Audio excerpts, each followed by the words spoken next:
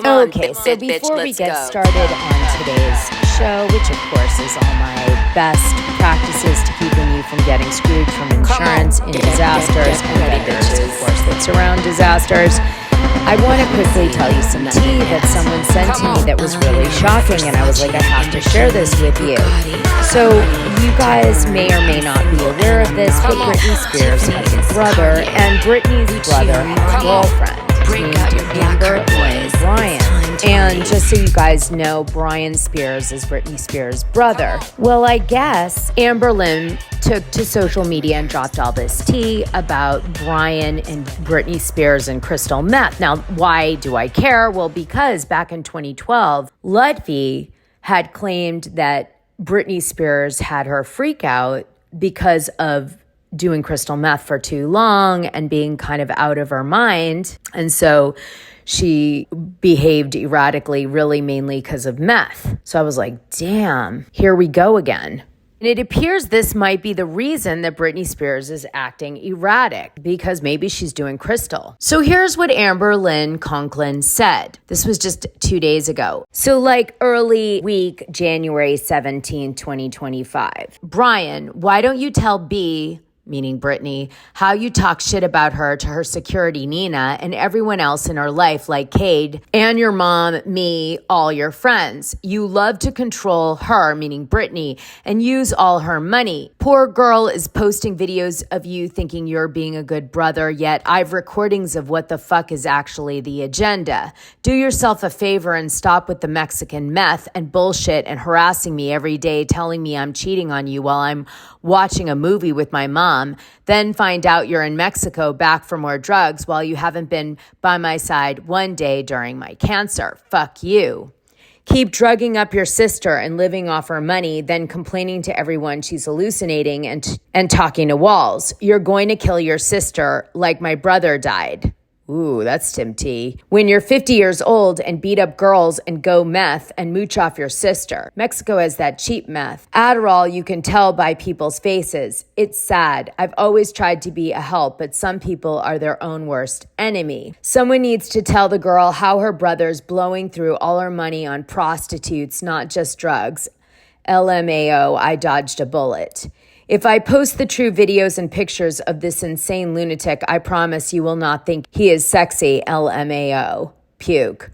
All day today, Brian cursed me out. He's been harassing me since October. He punched me the night before my biopsy because he threatened me that I better not go to a Halloween party. His mom is the enabler. I signed 2 NDAs. The first one, the family trapped me in a corner in Florida and forced me to sign. Otherwise, I was stuck without getting home. And the second one I did to be nice for his sister only. But Brian has ruined that NDA by the things he's done to me. I have kept quiet to be nice to his daughter, but quite frankly, that P. Diddy wannabe, but the world needs to know he's a creep who, if I say the things he's done, even in front of his daughter. Posting the rest on Snapchat, LMAO, you too funny. I need to write a book about the fuckery. I got yelled all day for watching Netflix with my mom. This motherfucker is in Mexico back for crack. Ha ha ha. I'm lucky to be alive, and that is not because of the cancer. 100% real shit. Thank you, Jesus, LMAO. This motherfucker even lied and told me his daughter fell today, then didn't answer my call because he said his mom was yelling at him. Then he continued to yell at me, accusing me of being out. Then I see him in Mexico. LOL, this is the story of my last 5 years, but at least I don't have a crazed drug addict deadbeat dad who strangles me anymore when he runs out of soda. And then there's pictures of her, and she's really gorgeous. And him. Wow. And she's really pretty. Oh, boy. Well, now we know what's going on with Britney Spears. Thanks, Amber. All right, so I have 2 more subjects I want to cover before we get into, the main point of the show. First, I want to say that I watched Real Housewives of Salt Lake City Season 5's finale, and I wanted to point out to you something that kind of stood out to me, which is Heather Gay conducts the burn book game at the end of the show. It's her idea. And notice the scathing thing she wrote about Whitney Rose. I've been telling you guys for a very long time that their friendship has been, behind the scenes completely broken, not just like on the TV show, like in real life it was broken. And that all started with Whitney Rose betraying Heather's trust by befriending Lisa Barlow. And so that was kind of an interesting twist. And then Heather buddied up to Lisa this season, and it put Whitney in a really vulnerable position because Lisa iced Whitney out and Heather iced Whitney out. And so that's kind of, I think, a subplot that's happening between the women at that dinner, which kind of has to do with some behind the scenes stuff. So I wanted to say that to you. But I also wanted to mention that this is further proof that the Finsta, who had been reaching out for years to me about gossip and was the Finsta that dropped the tea about Whitney's business, I believe is obviously not Lisa Barlow. That's why she's so convincing in this scene. She's like, I'm going to sue you, because she knows for a fact it isn't her who's doing it. And Lisa Barlow knows, I know it's not Lisa Barlow. So there's a lot of conviction in her tone. And really, I'm now still convinced it's Heather Gay, right? Meredith said she had no involvement, but notice who isn't brought up in the burn game.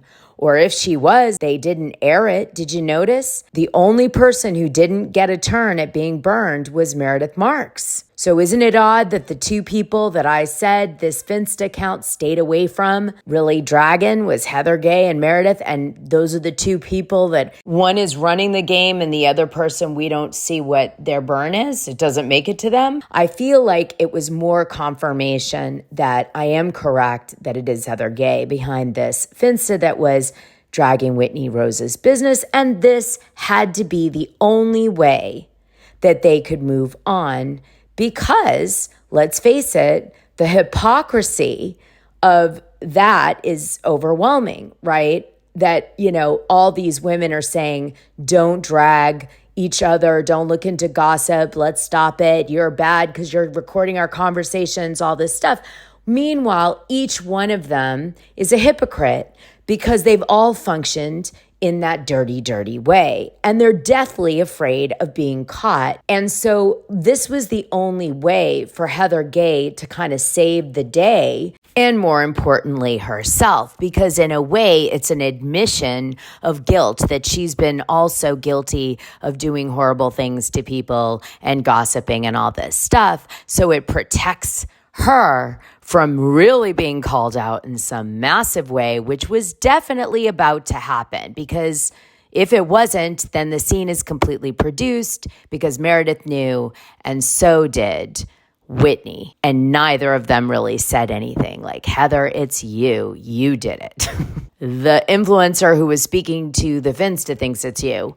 All things that they would have said. Because as you guys know, I posted the receipts. Whitney agreed with me that it was probably Heather who did it. So why wouldn't she say it? Clearly, there was some producing going on in this final scene of what was allowed to be called out and what wasn't allowed to be called out, which makes it even grosser because that means the producers almost approved for each woman what was being put out there in that scene, or maybe egg them in a direction. All I'm going to tell you guys is that to me was the final confirmation I needed that indeed it was Heather behind this Finsta. So wow, the hypocrisy. As I was watching that scene, go ahead and watch that scene with, instead of Lisa Barlow, the one sending tea to me to drop on YouTube, which then goes to Adam. I don't want to get into the whole story. You guys probably know it by now. But, Adam and I had a conversation about this and how did I get that information?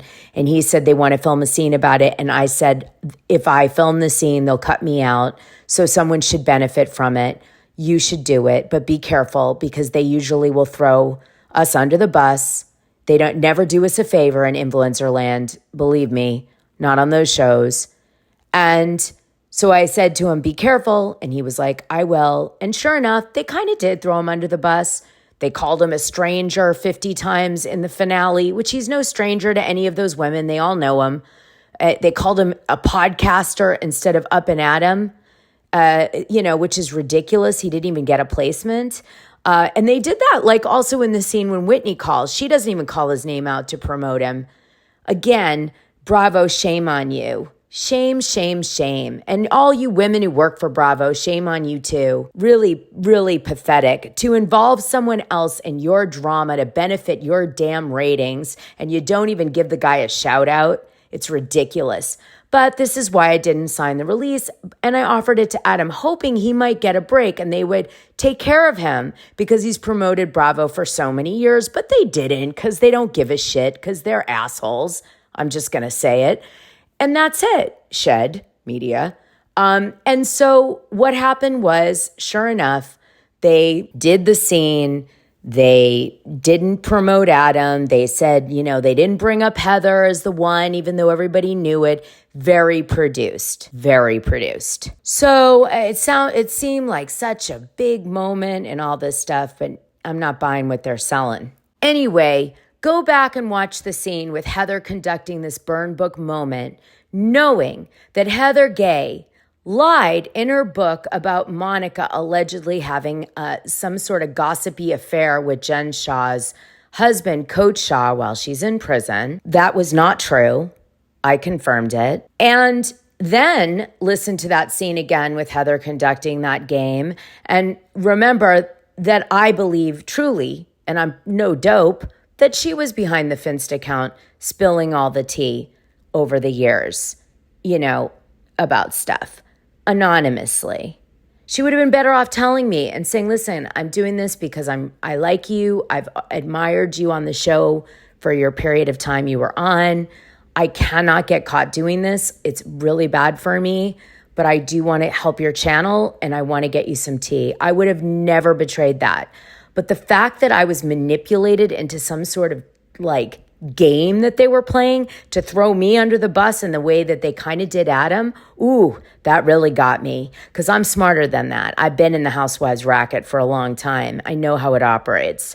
So I was like, no, I'm not going to play this game. I'm going to change it up. And so now I'm going to tell you a big secret, which the Patreons know, which is Heather Gay was in the Patreon for many, many years, enjoying the gossip and content on all the housewives across the franchises, but most importantly, the Real Housewives of Salt Lake City cast members.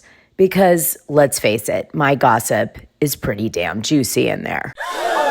So try watching that scene, Heather Gay as the gossiper that's been spilling all the negative tea, and see how you stomach it. Okay, see how that works out for you. And Monica has been cut out of the show because she, quote, allegedly stalked them off camera. Give me a freaking break. Look at you guys, what you do to each other. Stop trying to pretend you're on a show about friendship and women lifting women. Cut the bullshit. This is nothing about this show that lifts women up. It's all about watching us destroy each other, which is fine. It's sport. It's Hunger Games. I get it. It's very enjoyable. I love to do it too. I watch, I drag. It brings out the worst of me. I'm okay with it. I'm just saying it brings out the worst of you too. So let's not pretend it's something else, shall we? Let's not go drink a bunch of booze and pretend it's healthy. Okay, moving on. Whew, got worked up on that one. Dana got activated. Did you know? Dana got activated on that one? So it's come out that the man that was seen with Paige DeSorbo at the Eagles game was Joe D'Amelio. And Joe D'Amelio, I guess, 2 months ago was engaged to Rachel Durante, who is some New York City very talented artist. And what was interesting about all this is that she dropped, I guess, some tea about her reaction to seeing Paige so soon after their breakup with Joe. And she said the following. I'm mainly covering this, by the way, you guys. I know you probably all know this, but I'm trying to cover it so we can talk about it. Regarding what's been out there this past week, during my relationship, disrespectful messages were sent to a man who was spoken for with absolutely no regard or respect for another woman of a relationship, insinuating for him to leave me for her. As my relationship went on, the banter continued and I was purposely made to feel insecure and my relationship was undermined. As someone who holds themselves to such a high standard and claims to be a girl's girl, her actions contradicts this. I had the courage to leave a toxic situation, and as a girl's girl myself, I'll continue to lift other women up and their relationships up, not try to tear them down for my own good. I refuse to have anyone lie on my name and write their own false narrative about my life. It is what it is. I wish everyone the best. So obviously Joe D'Amelio wasn't that interested in Rachel Durante anymore because they were engaged and he dumped her. Thank God she dodged that bullet because he wasn't that in love with her if he did that, okay? So he ends up flirting with Paige, and Paige flirts back, and Paige probably said to him, listen, if you're having second thoughts and you're talking to me, then you probably shouldn't marry her, and let's give this a shot. And that's what happened there, something like that. Now, here's my thing about Joe D'Amelio. So who is Joe D'Amelio? He's the senior vice president of football marketing at Clutch Sports. So he's a manager working at Clutch Sports that's in the football genre, I guess, because they manage 200 players, NBA, NFL, MLB, WNBA, etc. It has offices in LA, Atlanta, Cleveland, Nashville, and New York. So he's out of the New York office. By the way, the guy's no dope. He has an MBA, went to NYU. And so he's a manager, I guess. Not a partner or anything. He's just a manager who works there. But he probably has a client that works for the Eagles, so he took Paige. Now, Paige said they were just friends, but that is obviously not what's going on here based on what Rachel wrote on her social media. Now, he started at William Morris Agency, so he trained under, the best before joining Clutch as a manager, and he was doing that out of the New York office, and he did it for 4 years and 11 months. So he survived the William Morris Junior Agent Program, which is saying a lot about him. I mean, he's not a dummy. He did investment banking as an analyst from 2012 to 2014. So he's very smart. He's definitely making coin. He's extremely connected, no doubt. And, the only thing this guy's lacking is fame. But maybe that's something that she's not wanting in her life anymore, Paige. I told you that I thought that Paige was going to end up going for a guy that, had a lot of clout or something, and that maybe someone had caught her eye in New York and she hadn't really let it on to anybody. So I'm thinking this might be that guy based on his background. His resume is much more impressive than he's being presented in the tabloids, just saying. Now, he privatized his Instagram, so, I can't comment on what's, his social presentation of himself.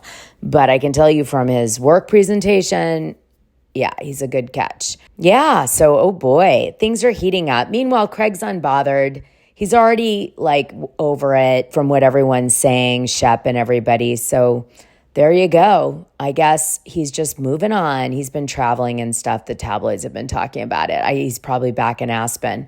So I'll leave it there with you, okay? You guys see what you think. So, what do you think about all this? Do you blame Paige for the kind of approach she's been taking in all of this? What would you have done different? Obviously, she had to make a move if this guy was engaged and she's trying to help him out of his relationship. She couldn't really wait, which might explain why she suddenly did this, because it was probably now or never. The guy was going to end up staying in a situation where he was going to continue to pursue his fiancée. I'm just saying, right? So I think she had to make a big move. Maybe that's what this is all about. But now they've got a press nightmare. So we'll have to see. But I'm sure he'll be well advised from his friends at William Morris Agency as well at Clutch Sports. Although I will say they won't be happy he's getting this attention. Who would you guys have chosen? Would you have stayed with Craig and gone for the fame, quiet life in Charleston with traveling to hip places occasionally? Or would have you gone for the new guy who's big New York executive, very connected and dialed in, huge resume background, super bright? What do you think? Which would you do? Who would you go for? I think that's more fun than talking about whether Paige should or shouldn't have done this, just saying. You know what I mean? So let me know, just based on her age. Let's go this way. All right, let's move on now to serious things. Bitch, let's go.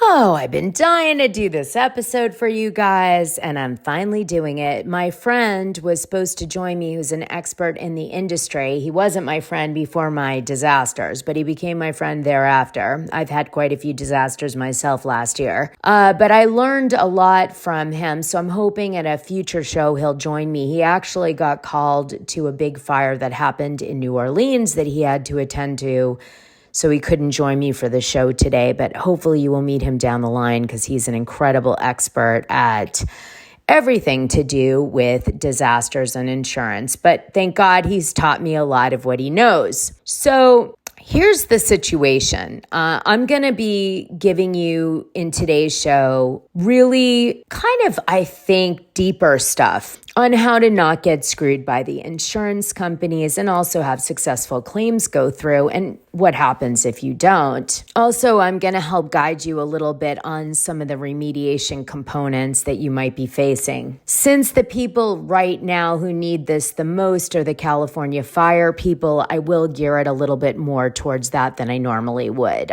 You definitely can apply this information to hurricane and also most states, okay? Think of this as advice from a friend that you really respect who has been through a bunch of disasters and wants to share it with you, and you're going to take this information and you're going to still seek advice and everything else from advisors, etc., but you're going to have this in your back pocket to refer to. That's what today's show is on the harder to know stuff. We're going to start easy and I'm going to go deep by the end.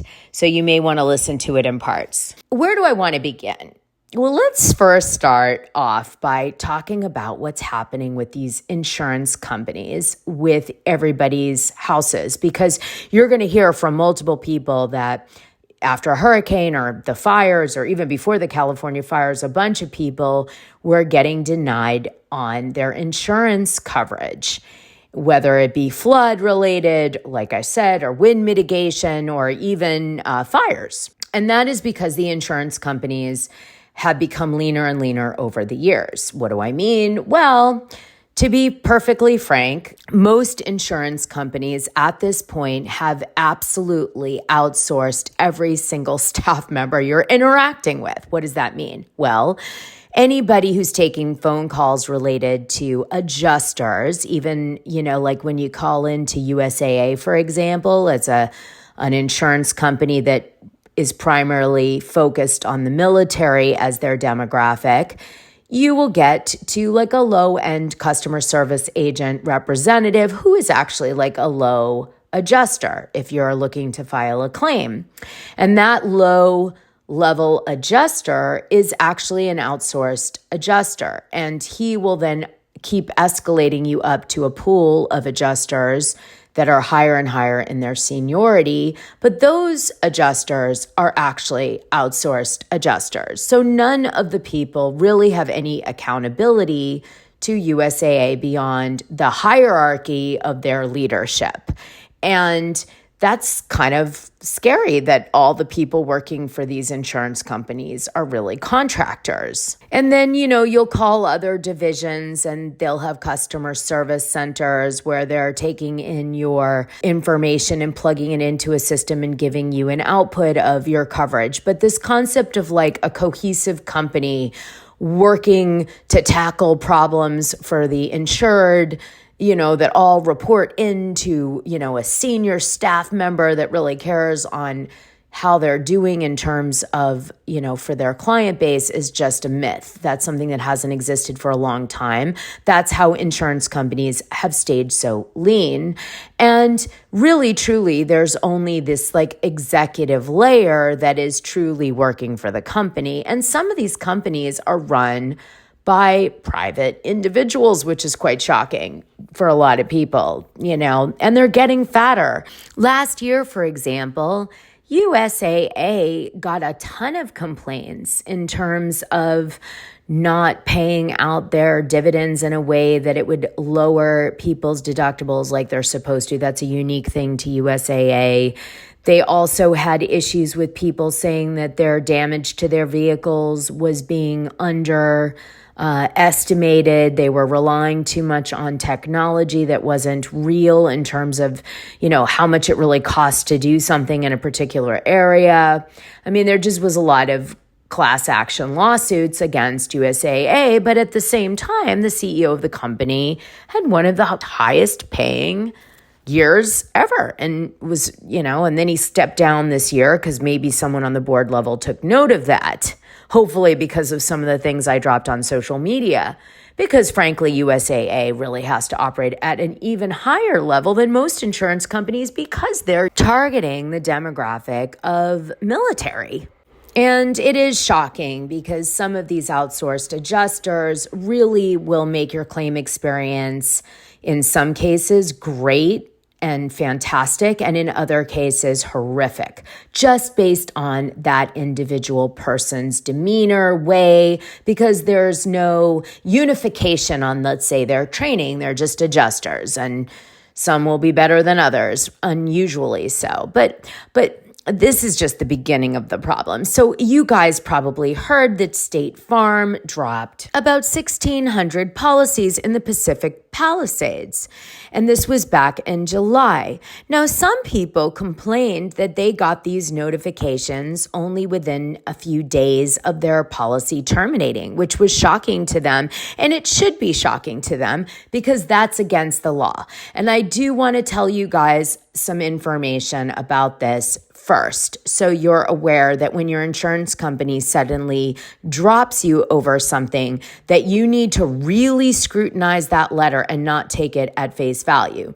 First of all, insurance companies need to give you 60 days to be able to find a replacement for their policy. They cannot do it 3 days from now. And if that happened, you have a right to dispute that cancellation of coverage. In addition to this, scrutinize that damn letter. Why are they dropping you? They have to, by law, state why they are not keeping you under their cover.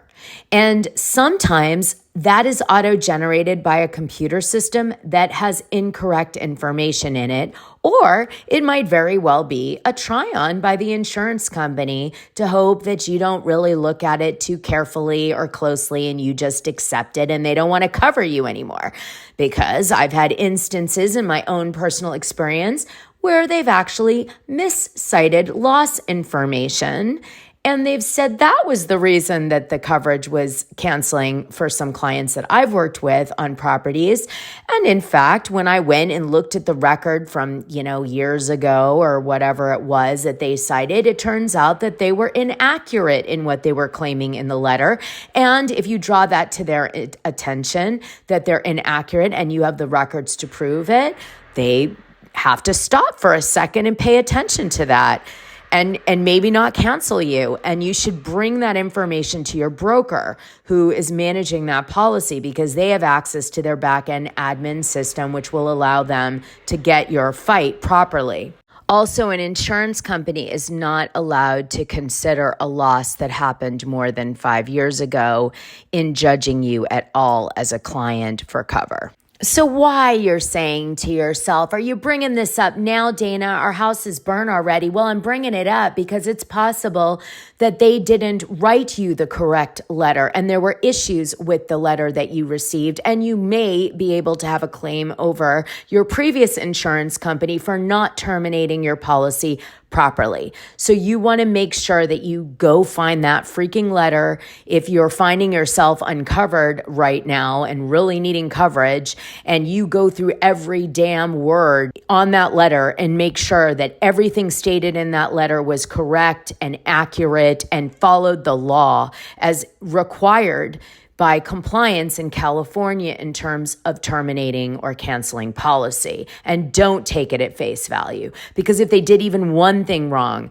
you can argue possibly that you still should be covered under that policy. I don't leave a right on the table for anybody. You fight for every possible thing you can. And when things get tough, you put your fight cap on. You pretend you're in the military and you're in war because you got to fight. And that's what you're in when you're in a disaster like this and you've been made homeless. So that's when you get really aggressive. You don't get docile and curl up in a ball and cry. You get aggressive. The next thing I wanted to tell you is that a lot of people that lost these policies ended up getting on what many people believe is a government policy in California called My Fair Plan. They always have these cutesy names. In Florida, we have a similar thing called Citizens Property Insurance Corporation. Now, in Florida, Citizens is owned and run by the government to try to be able to allow some people in certain areas that, are by the water, for example, to be able to get insurance, at least basic insurance. And that's why it's there. And it's kind of a Florida legislation they passed back in August 2002 to deal with the problems of people losing insurance left and right here. Well, in California, it's slightly different. The Fair Insurance Plan, which, by the way, most people are on that were impacted by the fires because they lost coverage, as I mentioned back in July, in the droves. The Fair Plan is not a government entity. The Fair Plan is actually a syndicated fire insurance pool comprised of all insurers licensed to conduct property and casualty business in California. They spread the risk. So basically, it's run by just a bunch of insurance companies, but no one's really accountable. And it's kind of overseen by the Department of Insurance, led by Insurance Commissioner Ricardo Lara, which is really kind of a bit of a conflict of interest, because I believe if you have a problem with an insurance company, you would have to escalate it to the insurance commissioner. So how do you do that with the California Fair Plan if the person you have to complain to is supposed to be the checks and balance system, and that person is actually responsible for overseeing this plan? I mean, that's a big hiccup right there. But we'll just put that aside for now. So I was curious about this California Fair Plan. In Florida, the Citizens Plan has a bad rap. A lot of people believe that they don't pay out, they're slow to pay out, they pay out terrible amounts on things. That's the rap. I've never actually kept them for long enough to, really have that experience or not to comment on it. I never filed a claim really through them, but that is the rap. If you ask people in Florida what they'll say about this. Now, the situation with the Fair Plan looks even worse. So I went on to just see the reviews that people left. Now listen to this. I'm just going to read you one because this one really was just so well done. I had to share it with you. So this is Jay Bates, and he gives California Fair Plan Association, there's your association component, he gives it 1 star. Now listen to this story. Los Angeles, California, born and raised. I've witnessed good and bad. Things usually do not surprise me, but sometimes I stand corrected. California is the 5th largest economy in the world. Yes, the world. With the technology that exists today, how can this organization be so unorganized? How is it possible that this entity could care less about the mental well-being of the people that depend on them? How is it possible that this entity cannot fathom the stress that's being caused due to the inability to provide answers? And he goes on and on. He says, I got a letter from State Farm saying they were dropping insurance coverage. The letter arrived on December 27, 2024. With a cancellation date of December 31st, 2024, and the letter was, quote, dated November 29th, 2024. Well, I have news just on that basis. That letter shouldn't be legal because you're supposed to have 60 days. So this gentleman could fight that letter. But let's go on. So then he said, I reached out to my agent. I signed us up to the California Fair Plan. Since this time, I have not been able to get a hold of a single person at California Fair Plan. These reviews were accurate. This place is horrible, but it's the only place you can go to get insurance if you're in a wildfire area because insurance companies are dropping California. Still, as of the writing of this review, we are still without insurance. The wildfires are raging and proximity. I've gone out to buy pumps and hoses to pull water from the pool in the event the fire comes to my home in an effort to provide some sort of protection in saving my family's home. I'm hopeful one day in the very near future, a governing body or person will come in and overhaul the California Fair Plan. Fire every employee, if there are any employees, that does not want to work. Fire every employee that seems to think they don't have a need to serve. And he goes on and on. So here's the thing, right? This sounds to me very familiar to what I just described to you earlier with USAA. I have a feeling that any adjusters that are working for this company, even the phone operators, are outsourced. And again, this is run by an association of insurance people. It sounds like, Battlestar Galactica, but we don't have any idea what the hell that means, right? Like who's responsible? Yes, Gavin Newsom orders audits and this and that, but I mean, who is responsible for this insurance company that no one answers the phones in a wildfire? So, I mean, there's so many bad reviews on here. I'm not going to go into it, but obviously there's a problem here. So this is the corruption that I'm referring to when I talk about insurance. And that is why I needed to do this show today for you guys. I've been building up to try to really draw you in because I want you to be outraged. And before you think this is just a Florida and a California issue, think again, any place that has tornadoes or hurricanes or wildfires, floods, pretty much the whole world now with climate change, if you believe in that, I mean, you're pretty much gonna have insurance difficulties at this point. So it's not like their problem, it's our problem. Now, here's what you guys need to know. When you're in a disaster situation of any sort, you must keep impeccable records. And I do mean physical receipts. Yes, it's annoying. Will you have envelopes like thrown into your suitcase full of receipts? Yes, but you must keep every receipt. You must go to your property. You've got to take so many pictures of the land, of what's surrounding the land. You want to take, if there's nothing left of your property, you want to take detailed pictures of the rubble. When you do this, you want to be wearing a mask because you never know what is in that disaster area. N95 mask, that's the only one to get. You can get it at any Home Depot and it's cheap. Throw one of those suckers on before you do what I'm telling you to do so you don't get sick, because you can get really sick. All of the damage that's caused from deconstruction because of water damage. And I'm not talking mold. Mold, by the way, don't think, I've got a home run because I got mold. You don't, because mold is subjective. And there's been many hearings to do with mold and properties in the court system where experts have come in and they've said, mold can make you sick. It can also not make you sick. There's different levels of mold. Yeah, it's not great to have around, and certainly you should remediate it, but isn't going to kill anybody. But there's other things that aren't subjective. For example, OSHA has huge rules about deconstruction. If you have a worker go in your house and deconstruct a lot of stuff where you've got tile dust or you've got paint that has been, scrubbed off a wall, or they bust open drywall everywhere, or to remove water damage or, even fire damage, and they don't put barriers up everywhere, and you end up with dust in your air and in your property. Maybe they even leave the air conditioning on if they're really negligent. Well, guess what? That is toxic, really toxic. Could make you super sick. So forget the mold. We're talking about paint, lead, asbestos, silica. Oh boy, that's the deadly stuff. And you know what? They don't act like it. They're like, hey, they make it like nothing's happening. But really, truly, that's the stuff you need to be afraid of. And often these remediation companies come in and they don't put up the right barriers and they don't follow up OSHA's rules. And you don't know any different. And they walk out like nothing happened. They get paid 17 times what they should be paid to do the work.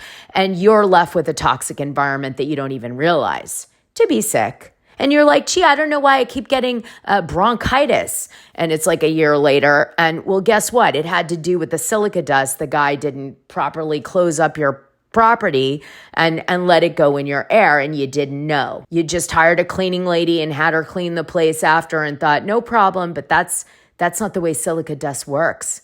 Because see, every time you move something with ash or any kind of particle dust, it just gets in the air.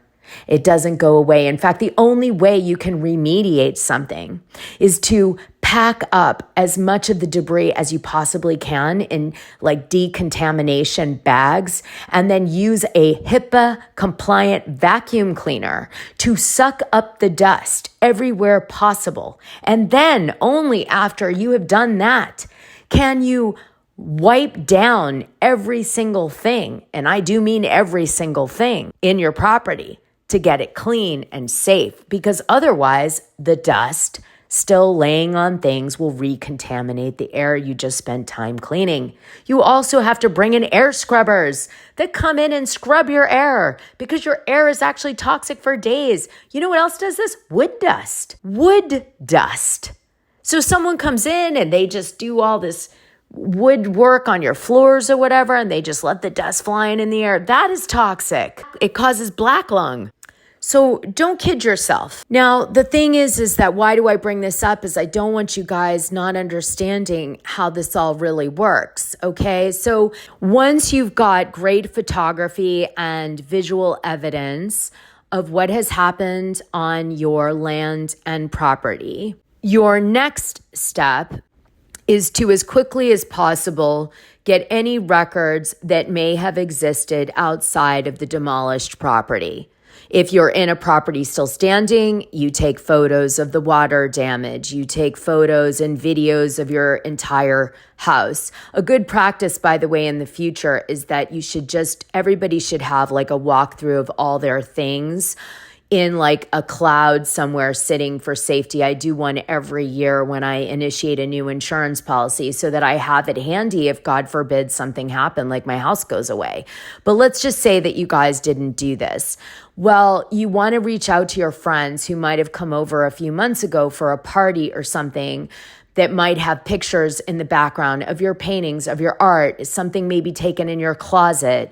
You want to go through receipts that you might have saved on a cloud, or pull up your old tax returns, get your old bank statements, your credit card statements, things that prove what you've bought.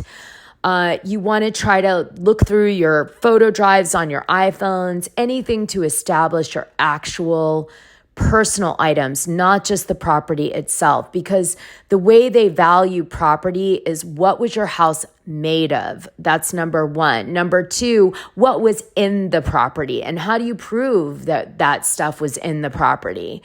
And, usually that is all kind of covered, and including art, all of it, so in these types of circumstances. So once you've established all that information, then you want to read your policy cover to cover like it's the best novel of your life.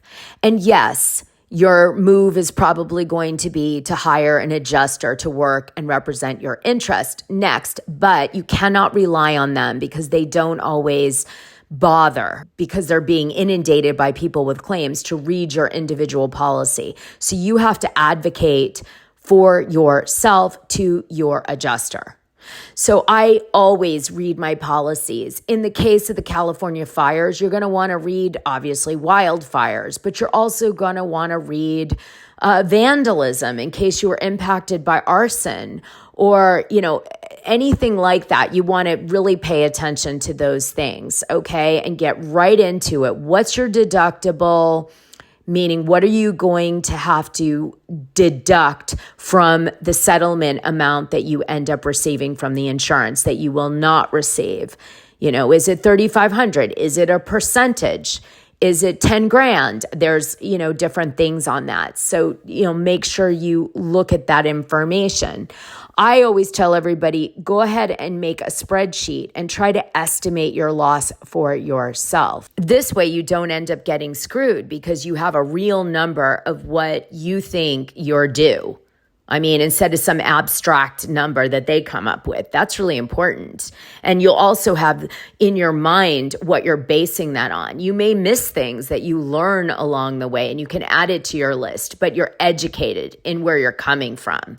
And that's really important. Also, I want to point out to people that most policies have a law and ordinance clause, which means if your property hasn't been like ripped apart totally and you come across something in the process of rebuilding a accepted damaged area by the insurance due to the loss, then if you found out, for example, a plug is not to code because the person did it like on the fly 10 years ago and you didn't know, and the law, it's not related to the loss, but it's on the wall that you have to rebuild. Well, you're allowed to bill the insurance to fix that code issue in the process of rebuilding the wall that was caused by some other damage. So make sure you pay attention to code when you're doing things, because you can fix them if your area has been impacted by something like that. That's what law and ordinance is. It's a very valuable resource when you're rebuilding walls. At some point in this process of research and everything that you're putting together, you're going to want to hire a public adjuster. And you Google public adjusters and a bunch will come up, and I would look at the ratings people give them because it'll help you figure out who's better than, someone else.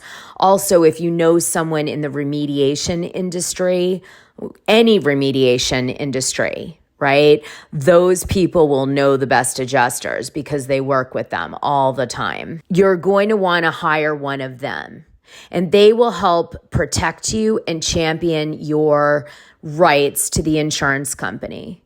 But they can only do so much. So that's why you have to also be really in the game. So what the public adjuster will do is act almost like a third-party expert representing your interest. And he will take a look at all the damage and all of your records and try to come up with an amount that he feels, based on your policy, is getting you as whole as possible. And he will vouch using his expertise and license to say this is legit claim that you should pay out to this person and champion for you. And also he will be aware of things that insurance companies should not do to protect you. He also will know how to frame particular things that happen in your house to make sure they align with your policy. So they can't just deny you on something that he's like, you can't deny that person on that because you're choosing that outlook, but under this clause, they are covered. That happens, okay? The insurance is like, no, I won't pay that under this. And then he's like, but wait a minute, look at this clause. And then they're like, oh, well, maybe we do have to cover it. So that's what he does. He also keeps you from making a mistake where you say something, because you're in shock or whatever, and it's not relevant, and then it gives an out to the insurance company for coverage. He'll protect you from doing those types of things. Now, usually a public adjuster is going to take 20% of your settlement amount in a general loss. But in times of huge disasters like hurricanes, in the state of Florida, they're not allowed to take more than 10% on a claim directly stemming from hurricanes. And I hope that Governor Newsom is going to do a similar thing with adjusters to do with the wildfires, where he says, listen, because so many people were impacted, you can't charge the usual 20%, you should charge 10, and I'm capping it at that. So we'll see if he does that. But that is something you might be able to argue from the perspective of, with your public adjuster, just say, look, I want it like Florida. This is a big disaster event, and I think I shouldn't have to pay more than, a national disaster percentage. Now, this adjuster person will also come in and take his own documentation besides your documentation. And so he should generate a report at the end of all this. Now, some people go and look at the bottom number and they're like, great, I'm happy with that number. But I go through every single thing in the report because I want to understand if he left anything out. Because if he left anything out, I want to put it in. because it's going to be coming out of my deductible and I want that money back as much as I can get. And I also need to understand, because if he left something out, I can't go back later and ask for it. So if I'm in the process of rebuilding and I'm like, there's no floorboards in your budget. And he's like, oh, sorry, I didn't catch the floorboards. And that's going to be now $500 that you never asked the insurance to cover. And it was there and you had a right to it. So know what's in the detail of your adjuster's report. So you can say, hey, I don't see this in there. I don't see that in there. I'm going to get to FEMA in a minute because I'm sure a lot of you guys are going to have to reach out to FEMA. But okay, so that's that. That's how you get your successful claim going. And for you guys who don't know how this works, the insurance company is going to send their adjuster. You're sending your adjuster. You have your vouching. Your adjuster has his vouching, and then the insurance company is going to have their adjuster with their vouching. And the two adjusters start to communicate and talk, which takes a long time usually. Okay, it takes weeks and weeks, depending. If you have a really bad one, it could be months. But they start talking, and they eventually negotiate an initial number. And then if you don't like that number and you can't get them to agree to a second submission claim, which means you want to, as you spend money, you want to add to it later because you think it's not high enough and they say, no, it is high enough. Okay. Then your next step is you have to pay a different kind of appeal expert. I think it's called an appraiser, to come in, and he makes an offer between the two adjusters and says, I think it's worth this. Okay. And you can now choose to go with that slightly upped offer. It's usually not by a lot, you guys. I'm talking 10 or 15% above what you've already been offered by the insurance company, unless they're egregious. But like, it's like that. And you pay this guy like between, I don't know, $800 and $1,200 to do his little doohickey thing he does. Then if you don't like that offer, then you go to umpire, and the umpire is paid by you, and that is, I think, another $1,000 or something. And that umpire comes in and he says, whatever I say is the final number. And sometimes it can go down, but a lot of the times it goes up. And when he's involved, usually it'll go up like 20%. If your adjuster's saying like, I think they're on the low side. Okay. And you'll know too, because you'll have an idea, like I said, of your actual loss, which is why I told you to do that spreadsheet in the beginning. So you're like, okay, is this fair, or not? Okay. So then the umpire comes in. Now, if you disagree with the umpire, the only thing you can do then is you sue the insurance company. But the problem with suing the insurance company is most states at this point have, and California and Florida included, have become part of the American rule, which means that each person pays their legal costs unless there's been a breach of agreement. And, you disagreeing on what you should be paid is not a breach of agreement. So this is what's problematic, because now out of your settlement money, you have to pay your legal fees and your adjuster and these additional expenses for these experts and go to court. And that takes 2 years, usually with an insurance company, to get to the end.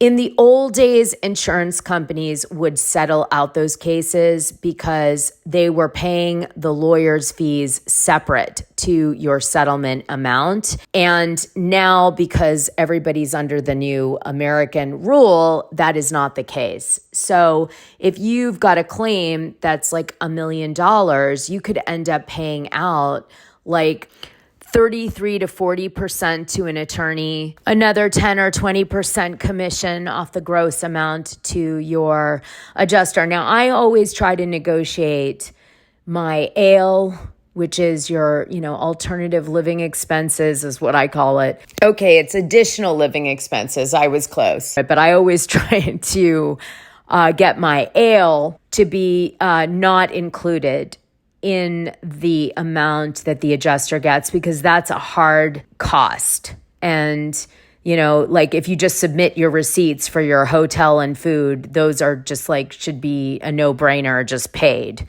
So I always say, I don't want you negotiating that. That's just me submitting receipts. So just keep that out of the percentage. And some will do it, some don't. Anyway, so what is ALE? Very important. How to approach ALE. So ALE is basically when you lose the use of your house or you have to meet a threshold, whereas usually the threshold is that you lose bedrooms and a kitchen. So there's an actual person displaced in the property. But usually it has to be your bathroom, something integral to you not being in the house. It can't just be I feel like going to a hotel.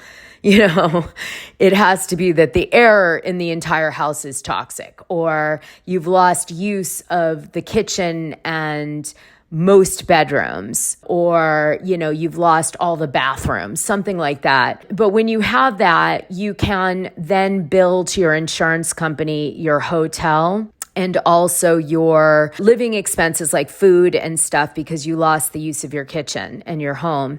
The thing with ALE, though, is they have different categories of ALE. So, for example, if you're displaced because of mold in your house, most people have a $2,500 ALE cap, which means you can only really go away to a hotel for a week, and that's about it, and it won't cover beyond that. Once you hit that $2,500, you're out. You're paying. But in the instance of, let's say, a hurricane damage or a loss to do with a water loss or something that isn't mold related and is related to the actual loss of a big piece of your house, then that is capped at $30,000. So in that case, you could spend several weeks in a hotel while they're demolishing something or fixing something that has caused a big portion of the house to not be usable. Or in the case of a fire, you've lost your whole house. You want to ask for what that cap is.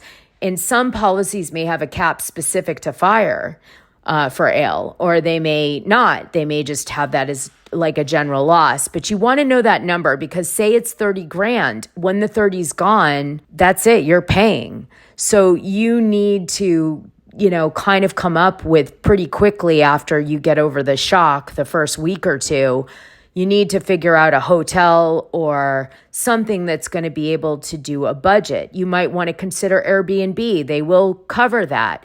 You might want to consider talking to a hotel about a long-term stay rate versus, their day rate. I'm going to be here a month. Can you give me a percentage off? Also, make sure that you get on the rewards program for that hotel chain, because believe me, at the end of it, you'll end up being a Marriott Elite member, their highest status, or a Hilton highest status. So you'll at least get some status from it, but also you'll get reward points, and you might be able, if you're in a hotel long enough, to get 2 free weeks in the hotel at the end, right when you're running out of money.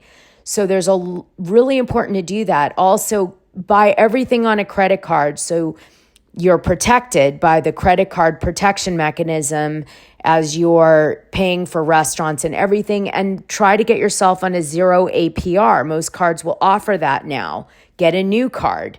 Get a 0 APR card with a rewards cashback. So you're clawing back some of the money you're spending in droves over this period of time. Now, some other things to keep in mind is that remediators are only as good as the branch that you hire. So you might hire a big company to do remediation, like ServPro, or Service Master is another one, Paul Davis, another one, Blue Sky. But remember, they're huge conglomerates and they are national companies, and all the insurance companies will approve them doing remediation of any sort, fire, etc. But the problem is that your level of work you might get on your home may not be consistent with, say, another branch. The ServPro branch in Santa Monica may not be as good as the ServPro branch in Pacific Palisades. And if you get the wrong branch at your property, they won't remediate as well as another. So you can't just go off name. You have to really go off the reviews of that particular office. And you don't have to use a particular office. You could go to another neighboring city's office if you want. Now, some of the insurance companies will give you access to websites where you can choose vendors for general contractors, construction, remediation, plumbing, electrical, all sorts of things. Sometimes they'll go as far as to call a vendor and order the vendor to your property. They'll say, Joe from ServPro is coming tomorrow at 11 o'clock, and you need to let them come in or have them survey the property or whatever it is. And you don't even feel like you have a choice in the matter. Well, put the brakes on that sucker, because let me tell you, just because an insurance company orders a vendor to your house does not mean that the insurance company is standing behind that vendor's work. It could be as simple as that adjuster has a relationship with that vendor, which is questionable. Let's just say that, but I've noticed that happens. And somehow this vendor is like their favorite, so they send that vendor over. But the bottom line is you sign the agreement. It's their workers' comp and insurance that covers their work on that property. It is very difficult to claim against your insurance company, even if they seemingly force that vendor on you, because it's considered a different relationship.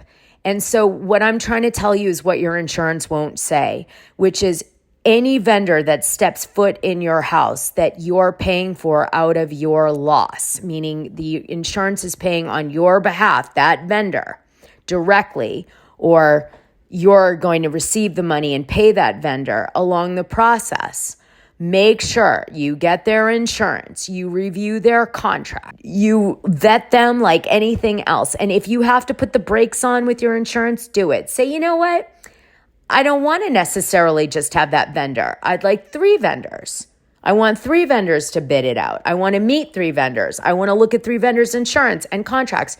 Take a second, do it. Because in the end of the day, when you're pissed because your property wasn't remediated right, and you go back to the insurance company and you say, hey, listen, you referred this jerk off who screwed up my house even more after my disaster and charged me 20 grand, and that money is now gone. The insurance company is going to go, sorry, Charlie, you got to go collect from their insurance. You got to fight with them on it. We're out. All we did is say they should come by.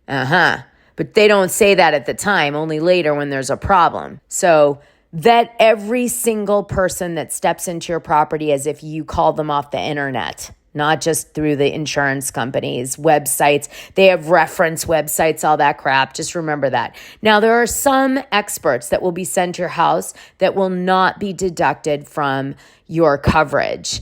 And those seem like great because you're like, oh my God, thank goodness they're paying for that and I don't have to. But remember, all the results from those vendors' reports go to the insurance company, and they're usually to protect the insurance company in your loss. You should still allow them, but remember that the results of those reports, whether it be air quality or leak detection or where the fire began or whatever it is, those reports are being paid for by the insurance, so the work product belongs to the insurance. Now, you can sometimes get these vendors, because they're talkative and friendly, to tell you what they're finding as they go. They're not supposed to, but they do, and you might get some leads into what they're going to put into their report, and get some breaks that way. So I often will ask the vendors, like, what are you doing? And, what do you see? And, and hope they answer, because they sometimes do, right? And then I know what's in the report a little bit. Now, this brings me to my next advice to you guys. Do not hesitate to hire an expert if you feel like you need one. There are experts in cleaning up and air quality. They're usually hygienist experts. There's experts for fire. There's experts for mold. You name it, it exists. And the way that experts protect you is in your negotiation, because the way the insurance company looks at your claim always is it could end up in court. And they don't want to lose in court if it ever ends up going there, although you'll lose half your loss in the process, okay? So as you're feeling like your position is weak in some way, whatever it might be from something they said, definitely look into, does somebody know an expert that could come in and be another opinion and write you a report that potentially could counter their report? And if your expert is more credentialed than their expert, then your expert's report will trump any expert they bring in that's less so. It's that simple. Whoever's got the bigger, more specific credential that addresses the situation wins in court. And the insurance companies know that. So if you come in and you know, like the board of OSHA, who's also on the side a consultant to do expert analysis of silica dust or something else, and you happen to know that guy and you can hire him to be your expert, since he's at the top of the totem pole, you're going to likely not see the insurance push back. But if you buy like Joe down the street who barely has a credential and the insurance company brings in an expert that's like mid-tier, then your guy is going to lose to their mid-tier guy in court. And it's that freaking simple. Okay. I'm sorry. It sucks, but that's the way it is. Now, just going back to ALE for a second, often they will test your record keeping, the insurance, and they'll ask you for receipts. And if you don't have them, they will push back on some of your ALE expenditures. So that's why I said keep your physical receipts, because if you're like, yes, I have all my physical receipts from the beginning of time and every detail, then they will back off that. They won't fight it because they know you've got the vouching to fight them. So that's why I said keep the physical receipts, because a lot of the times people rely only on the credit card bills, and sometimes the insurance companies can be real a-holes and they can say, well, no, we need the physical receipt to refund the money, which is asinine, but that's what they do. So you got to have every protection up. So I'm telling you now before you start throwing your receipts out, because you shouldn't. Now, there's a lot of fraud with vendors that service people during huge emergencies and just disasters in general because people are really stressed out. They will make you sign contracts in an emergency situations. They'll say, well, we can't start work unless we get this signed and all this stuff. They put a lot of pressure on. Listen to me when I say to you, read those contracts carefully. Handwrite anything you want in them. When an emergency vendor tries to bully me in an emergency situation and signing a contract, I say to them, like, I'm happy to sign your contract, but not right this second, because to be perfectly frank, I'm in a state of shock. I don't know whether I'm coming or going, and I just need the water removed off the floor right now. I'm talking about that kind of emergency. You can't do this like in general. You have to have the house is burning down. I'll sign the contract later. The water's all over the floor. I'll sign the contract later. That you can do, because it would be considered like almost duress in signing a contract in that circumstance. So most of the vendors know that, and they won't make you sign under those circumstances. If you have a non-emergency circumstance and they send you the agreement, make sure you add things that protect you. It should be in the jurisdiction of California for any disputes that happen for people in the fires. But if you live in another state, wherever your loss is, it should be governed under that jurisdiction and nowhere else. It should be that everybody's responsible for their own legal bills, or the winning party's responsible, depending on how you feel about that. It should be, I've seen contracts with these remediation vendors where they literally have mediation as the only option, and they also have the contract governed under Indian reservations. And the only reason you know that is if you look up the actual place they put in the contract that it's governed under, and you Google search that town and city, and you'll find it's in Colorado, but it's not in just Colorado in a main city. It's actually in an Indian territory in Colorado, which means you have no remedy, because it's not even governed under federal laws of the United States. And these hustles are in big ass companies. I found Indian territories mentioned in large remediation companies' contracts. I made them change it to Florida, and they did, because they knew they were caught. I also notified some of these policing agencies that they had done that, and they were like, oh, well, we'll, look into it, but maybe it's allowed, they'll say. And I'm like, no, it isn't. You're not allowed to have an Indian reservation governing, a contract that's $10,000 or $20,000 on work to do with insurance loss in a different state. Like, that's just not legal. Like, it has to be governed by the state that the loss has been in. The insurance company would never allow that.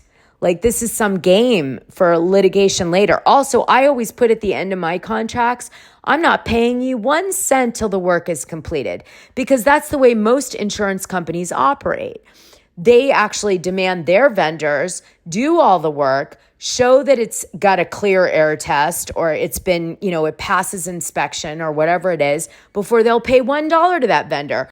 Why should you be any different? If you're paying a remediation company like $20,000 or $50,000 to take all the ash off your property, you could put on your agreement, I want to test the soil.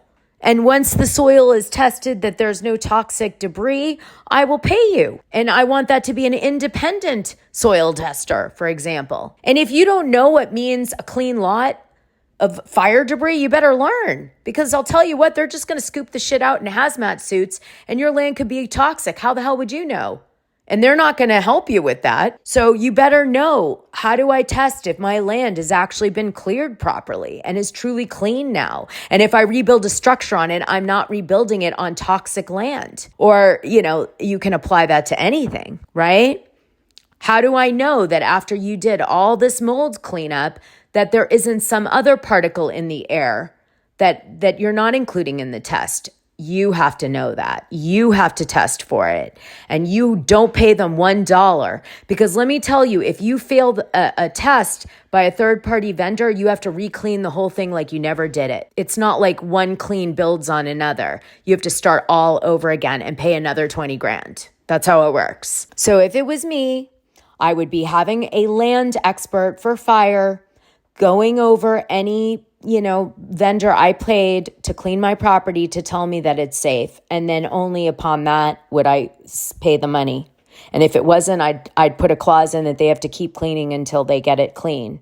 And you watch, if they can't get it clean, suddenly they'll go from, okay, we'll take your $20,000 and clean your property, to we can't, which means they never could. Don't kid yourself. They make all sorts of promises in emails and, verbally, and all of which gets canceled out by the contract, which is why I'm drilling this into you guys. So, and make sure you read the contract. I negotiated most of my agreements. If I'd left it up to an attorney, he wouldn't have even been as protective as I was. Thank God I did my own, because I could see what they were doing wrong while they were doing it even. When you start to do your rebuilding, make sure you take after pictures, before and after, as much as possible, so you can document it for multiple reasons. Your taxes, your mortgage company, they might want an inspection that you can prove the work that you did and that you did the work you were paid for. If there's another loss in the same area, that has to all happen too. And be aware that the mortgage companies can make the insurance companies have them endorse your checks, which means once you get a check, it will have your mortgage company's name on it with your name, or whatever the company is that holds your property.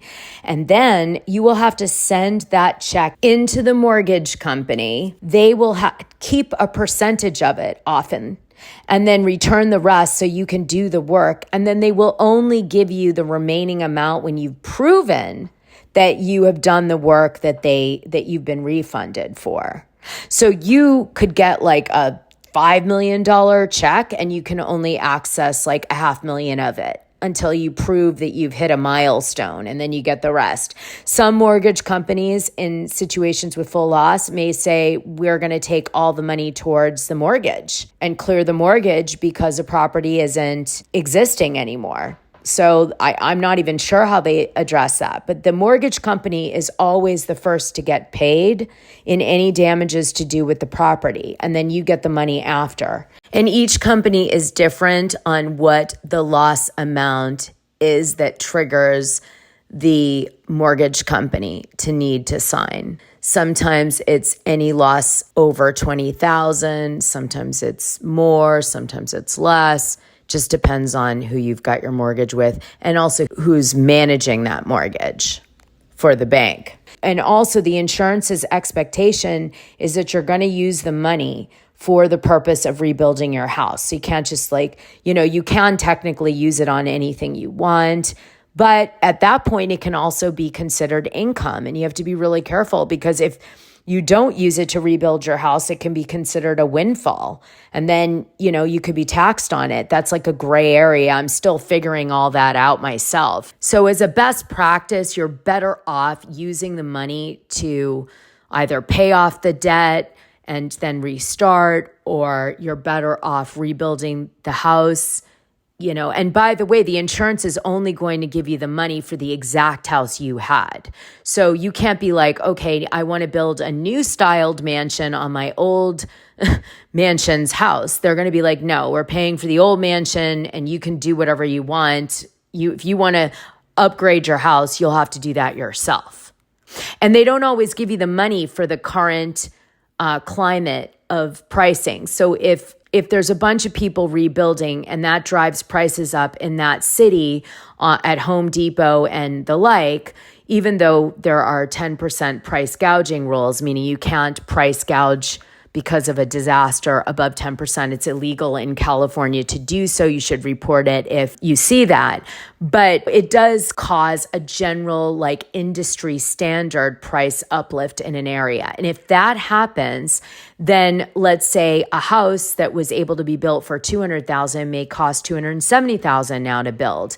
Now, some insurance policies have a caveat in them that says that they will rebuild your house at the new value or the current market value, and you can pay a little extra for that coverage. Some policies don't do it. They're like, we value your house at this amount, and no matter if the prices are double at the time that you do it or not, it's this price for rebuild. And so people won't be able to even rebuild their properties without putting, 100, 200 grand of their own money in because of, and have the exact same house, because the industry as a whole goes up. Also, there's shortages.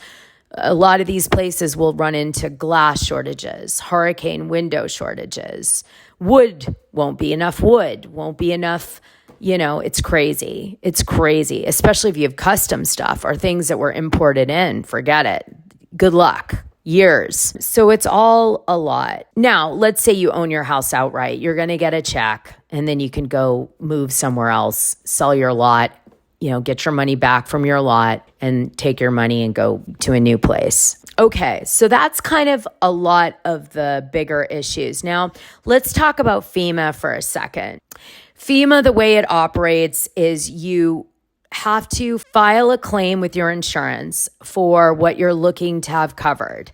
When your insurance comes back and denies your claim, you take the letter that they sent you and you submit it to FEMA along with your application and for what you want covered. And then FEMA sends a representative out to the property. It usually takes 2 to 4 weeks, depending, to verify your loss. They'll take photos of it and they'll try to assess it. And then you say, I want help with this particular thing, like a roof or whatever it might be that you need. And they will have a procedure that you have to go through where you have to get different vendors. That sometimes there's a list of vendors you have to select from. Sometimes it's like you have to just get 3 estimates because the law in insurance requires always 3 estimates in order to prove something that's in dispute, just so you know. Also, another thing to note is that you are required in any disaster to clean your things first and foremost, and only after they're cleaned. If there's something that can't be cleaned, then you can bill for it if you have that kind of coverage. But first, it's required cleaning. And so there's a whole thing with this where you have to send to the insurance all the cleaning bills and everything. And then once they look at the cleaning, then they can determine whether or not they're going to replace something. There's like a whole thing about like what's replaceable and what can be cleaned. I don't want to go too deep into that. You're welcome to DM me in the Patreon with any questions related to that, and I can help you specific to those items. And you can't just clean them regular. All of these things have to be specialty cleaned.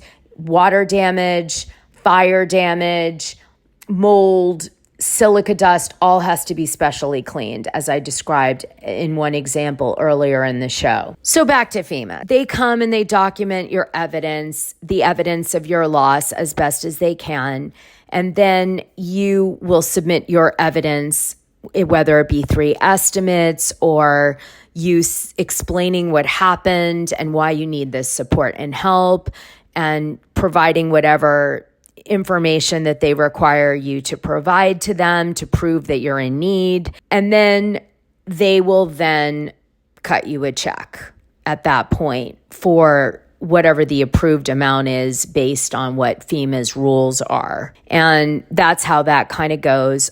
Oftentimes, if they can't help you, they'll refer you to a low interest SBA loan that you can take out as an individual to try to help you do repairs for not a lot of money. But again, you're getting in debt. It's hard. And then you have to go qualify for that loan. So it's not easy, but they do offer that too. Now, I find with FEMA, often you will have to appeal several times. And it's been my experience that as FEMA gets a grip on the resources they're going to have available and the need, they will reconsider requests in the process. So don't give up. Appeal as many times as allowed. And each time, really show why you're desperate for it. I remember I had one situation where the insurance would not cover me going to a hotel for a hurricane, and I had to take an Uber because I forget, I didn't have a car at the time or something. I can't remember now, but it was like really tough. And I wrote FEMA and they denied me, even though it was during the dates of the hurricane and it made sense. It was when everybody was told to evacuate, et cetera, et cetera. My area did not have a clear evacuation to it. So like they wanted me to provide a map that shows my exact house was in an evacuation zone to justify the cost of paying the ALE on that particular hurricane or whatever it was. And I said to them, listen, I can prove to you that everybody in my neighborhood left. Okay, even though it's not on the official evacuation thing, like we lost power for 3 days. I don't have a generator. That you can't have gas generators where I am.